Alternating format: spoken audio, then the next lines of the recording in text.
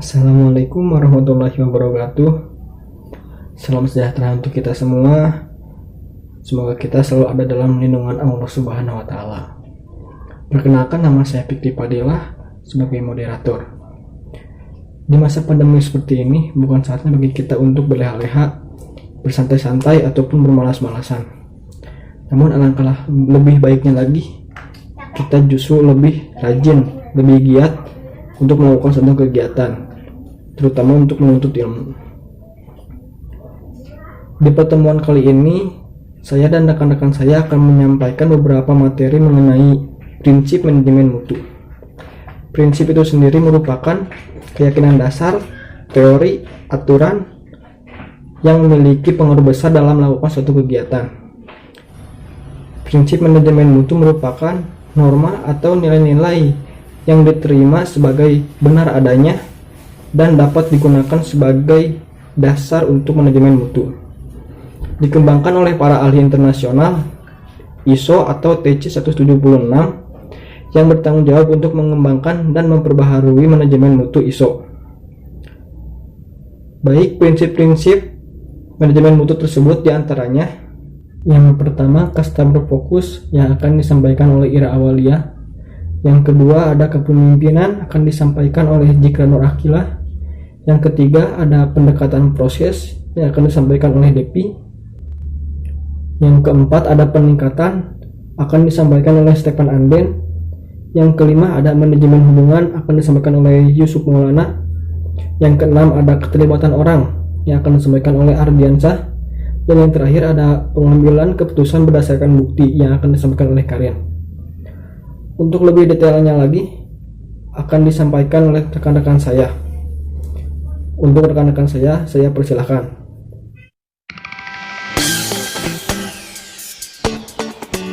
Prinsip pertama dalam sistem manajemen mutu adalah customer focus. Apa itu? Secara sederhana, customer focus adalah fokus utama sistem manajemen mutu untuk memenuhi persyaratan pelanggan dan berupaya untuk melebihi keinginan pelanggan. Mengapa prinsip customer focus penting bagi sebuah perusahaan? Sukses berkelanjutan dapat dicapai jika sebuah perusahaan dapat menarik pelanggan dan mempertahankan kepercayaan pelanggan dan organisasi yang berkepentingan lainnya. Setiap aspek dari interaksi pelanggan memberikan kesempatan untuk menciptakan nilai lebih bagi pelanggan. Memahami kebutuhan pelanggan masa kini dan masa depan akan memberikan kontribusi bagi perusahaan untuk keberhasilan berkelanjutan dari organisasi. Contoh manfaat yang terkait dengan prinsip customer focus adalah 1. Peningkatan value pelanggan, 2. Peningkatan kepuasan pelanggan, 3. Peningkatan loyalitas pelanggan. Contoh tindakan untuk meningkatkan kinerja organisasi ketika melakukan prinsip customer focus. Yang pertama yaitu mengenali pelanggan langsung dan tidak langsung sebagai orang-orang yang menerima value dari organisasi. Kedua, memahami kebutuhan dan harapan sekarang dan masa depan pelanggan. Yang ketiga, hubungkan tujuan organisasi dengan keinginan dan harapan pelanggan. Misalnya, ketika pelanggan datang ke toko swalayan untuk mencari kebutuhannya, maka kebutuhannya akan terpenuhi jika produknya itu ada. Namun sebelum itu, ada harapan pelanggan itu datang atau tidak, yaitu adanya tempat parkir yang tidak penuh dan aman. Yang keempat adalah melakukan pengukuran terhadap tingkat kekuasaan pelanggan. Hasil dari inilah yang akan menjadi action bagi perusahaan untuk menilai seberapa besar tingkat kekuasaan pelanggan. Jika hasilnya baik, maka perlu ditingkatkan, namun jika hasilnya kurang baik, maka perlu diperbaiki. Adapun cara untuk mengetahui kekuasaan pelanggan yaitu 1. Menggunakan sistem saran dan kritik dari para pelanggan. Kedua, melakukan survei pelanggan. Ketiga, menghubungi kembali pelanggan yang sudah lama tidak membeli produk dari perusahaan atau organisasi tersebut. Kapan penerapan sistem customer focus? Ketika suatu perusahaan mengeluarkan barang atau pelayanan jasa, maka barang atau pelayanan jasa tersebut harus sesuai dengan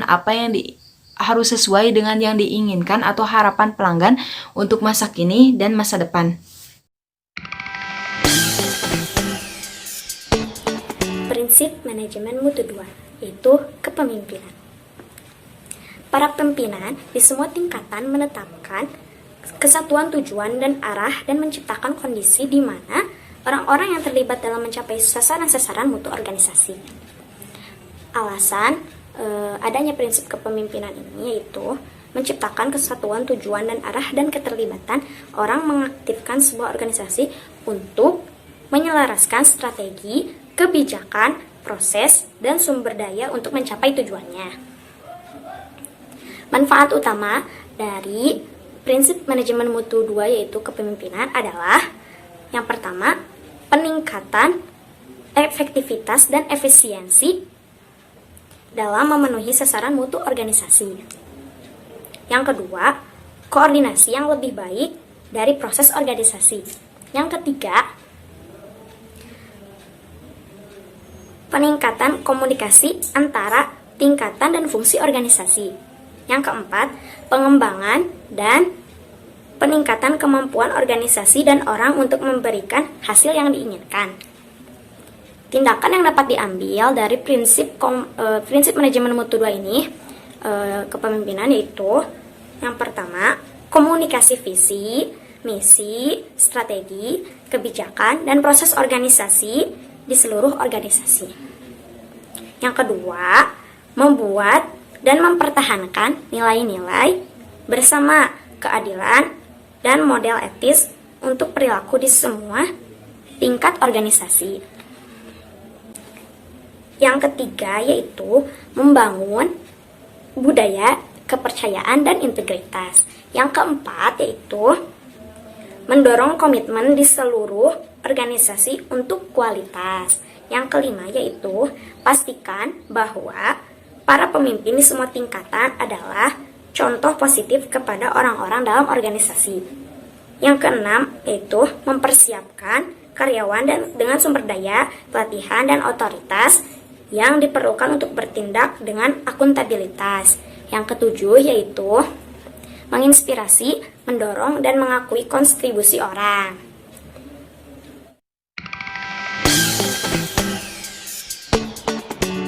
Saya akan menjelaskan tentang pengertian mutu 3, yaitu keterlibatan orang. Keterlibatan orang merupakan pada pentingnya aspek kompetensi pemberdayaan dan keterlibatan karyawan. Pernyataan dari keterlibatan orang yaitu karyawan yang kompeten, diberdayakan, dan terlibat di semua tingkat di seluruh organisasi sangat penting untuk meningkatkan kemampuan dan menciptakan nilai. Alasannya yaitu untuk mengelola organisasi secara efektif dan efisien, penting untuk melibatkan semua orang di seluruh tingkatan dan menghormati mereka sebagai individual. Pengakuan pemberdayaan dan peningkatan kompetensi memfasilitasi keterlibatan orang dalam mencapai sasaran mutu organisasi. Manfaat utamanya yaitu untuk peningkatan pemahaman sasaran mutu organisasi oleh orang-orang dalam organisasi. Yang kedua, peningkatan keterlibatan orang dalam kegiatan perbaikan. Yang ketiga, peningkatan inisiatif pengembangan pribadi atau kreativitas. 3. Peningkatan kepuasan masyarakat.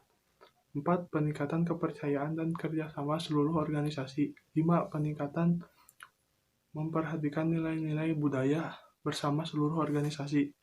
Tindakan yang dapat diambil yaitu berkomunikasi dengan orang-orang, mempromosikan pemahaman tentang pentingnya kontribusi masing-masing.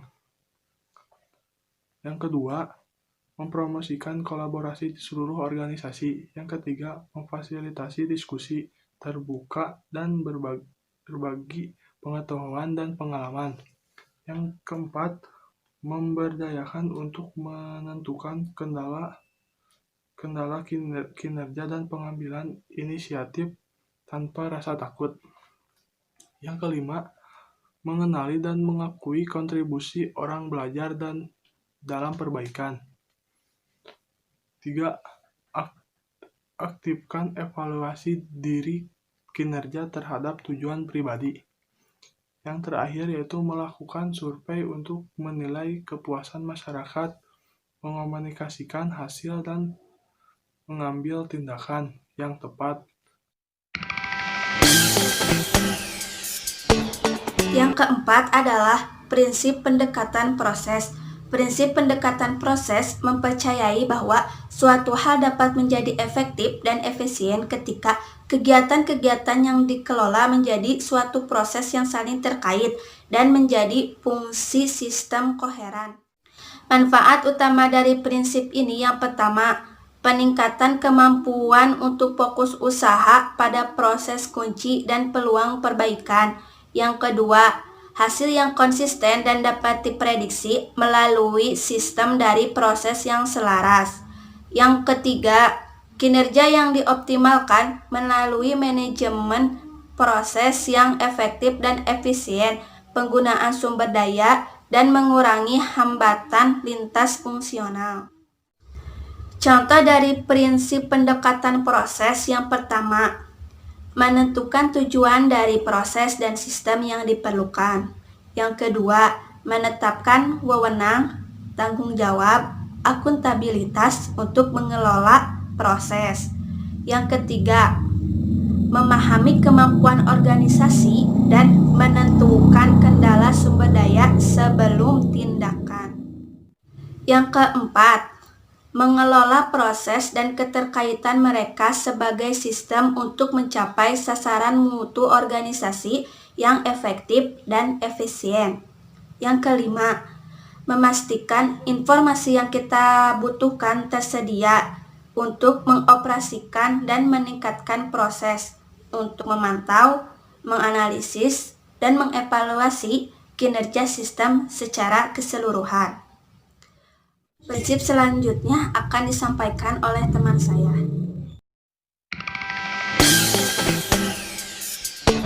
Saya di sini akan menjelaskan tentang prinsip manajemen mutu kelima, peningkatan improvement. Pernyataan dari manajemen peningkatan adalah organisasi yang sukses memiliki fokus yang berkelanjutan pada perbaikan. Alasan dari tersebut adalah perbaikan adalah penting bagi suatu organisasi untuk mempertahankan tingkat kerja saat ini, untuk bereaksi terhadap perubahan kondisi internal dan eksternal, dan untuk menciptakan peluang baru. Manfaat utama dari peningkatan improvement adalah: 1. Meningkatkan kinerja proses, kemampuan organisasi, dan kepuasan pelanggan. Yang kedua, peningkatan fokus pada penyelidikan dan penentuan akar-akar masalah diikuti oleh pencegahan dan tindakan korektif. Yang ketiganya adalah peningkatan kemampuan untuk mengantisipasi dan bereaksi terhadap risiko dan peluang internal dan eksternal. Yang keempat adalah peningkatan perbaikan intermental dan terobosan. Dan yang kelima adalah peningkatan dan penggunaan pembelajaran untuk perbaikan. Yang keenamnya, peningkatan drive dan inovasi. Nah, dari peningkatan tersebut ada tindakan yang dapat diambil dari mutu kelima, yaitu peningkatan. Nomor 1, mempromosikan pembentukan tujuan perbaikan di semua tingkatan organisasi. Yang kedua, mendidik dan melatih orang-orang di semua tingkatan pada bagaimana menerapkan alat dan metodologi untuk mencapai tujuan perbaikan. Yang ketiga, pastikan orang yang kompeten untuk berhasil mempromosikan dan proyek-proyek perbaikan penyeluruh. Yang keempat, mengembangkan dan menyebarkan melaksanakan proses perbaikan di seluruh organisasi. Yang kelima, telusuri dan review dan audit perencanaan, pelaksanaan, penyelesaian dan hasil. Yang ketujuh, mengintegrasikan pertimbangan perbaikan ke dalam pertimbangan baru atau pengubahan barang, jasa, dan proses. Yang ketujuh adalah yang keenam, mengenali dan mengakui perbaikan. Prinsip manajemen mutu yang keenam, evidence based decision making atau pengambilan keputusan berdasarkan bukti. Keputusan berdasarkan analisis dan evaluasi data dan informasi yang dihasilkan akan menghasilkan hasil yang diinginkan. Fakta, bukti, dan analisis data akan mengarahkan objektivitas yang lebih besar dan keyakinan dalam pengambilan keputusan. Pada prinsip yang keenam ini dapat dipetakan prinsip kualitas yang pendekatan faktual untuk pengambilan keputusan. Istilah ini telah berganti menjadi pengambilan keputusan berbasis bukti. Arti dari bukti sendiri adalah informasi yang dibuktikan atau menunjukkan sesuatu yang benar atau ada. Pengambilan keputusan ini dapat dilakukan dengan cara observasi, pengukuran, tes, atau dengan cara metode lain yang cocok. Setiap pengambilan bukti harus berdasarkan bukti-bukti. Organisasi harus memiliki informasi atau data yang cukup efektif dan dapat diandalkan. Jadi pada saat pengumpulan bukti-bukti tidak ada kata mungkin, kira-kira, seperti, atau menurut perasaan. Jadi harus berdasarkan bukti yang benar-benar ada. Kapan dilaksanakan pengambilan keputusan berdasarkan bukti? Yaitu pada saat perusahaan atau organisasi berusaha memecahkan masalah pada titik krusial yang harus dilalui. Salah satu metode yang dapat diambil oleh manajer perusahaan yaitu pendekatan secara bertahap. Metode ini cukup efektif dengan langkah-langkah mengidentifikasi keputusan, mengumpulkan informasi berdasarkan data dan fakta, mengidentifikasi alternatif, menimbang bukti, memilih di antara alternatif pilihan, bertindak, dan menindaklanjuti. Di mana dilaksanakan pengambilan keputusan berdasarkan bukti, yaitu pada saat perusahaan akan menjalin bisnis. Jadi manajer perusahaan harus bisa mengevaluasi atau mengambil keputusan yang tidak merugikan semua orang, melainkan menguntungkan satu sama lain. Pada saat pengambilan keputusan, manajer perusahaan bisa memberitahukan pencapaian perusahaan tersebut kepada calon pembisnis, yang tentunya dengan informasi yang relevan dan akurat sesuai dengan data dan fakta yang ada. Bagaimana pengambilan keputusan berdasarkan bukti dilakukan? Yaitu menentukan, mengukur, dan memonitor indikator kunci untuk menunjukkan kinerja organisasi.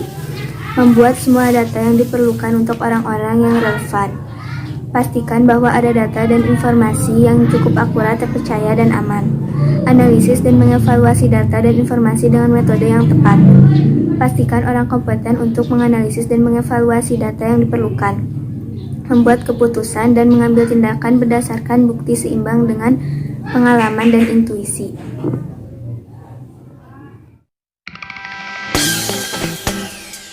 Di sini akan menjelaskan tentang prinsip manajemen mutu 7, yaitu manajemen hubungan. Pernyataan, untuk sukses berkelanjutan, sebuah organisasi harus mengelola hubungan dengan pihak yang berkepentingan seperti pemasok. Nah, apa itu pemasok? Pemasok bisa kita anggap seperti seorang penjual. Lalu, alasan pihak yang berkepentingan mempengaruhi kinerja organisasi.